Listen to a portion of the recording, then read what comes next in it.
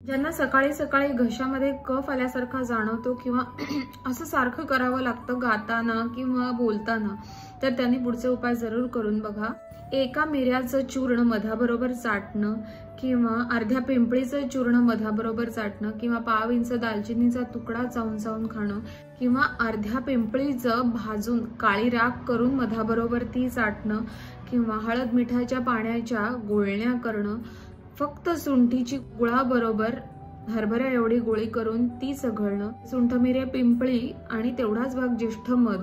हे मिक्स करून त्याची गुळाबरोबर हरभरा एवढी गोळी करून ती चोखणं, दिवसभर मध पाणी घेत राहणं किंवा दिवसभर गरम पाणी पीत राहणं। चहा घ्यायची सवय असेल तर ब्लॅक टी मध्ये तुळस, गवती चहा, आलं हे घालून तो चहा घेणं, पाव इंच आल्याचा तुकडा आणि सैंधव मीठ हे चावून चावून खाणं, हे उपाय केले असता असं करायची सारखी वेळ येणं हा प्रकार कमी होतो।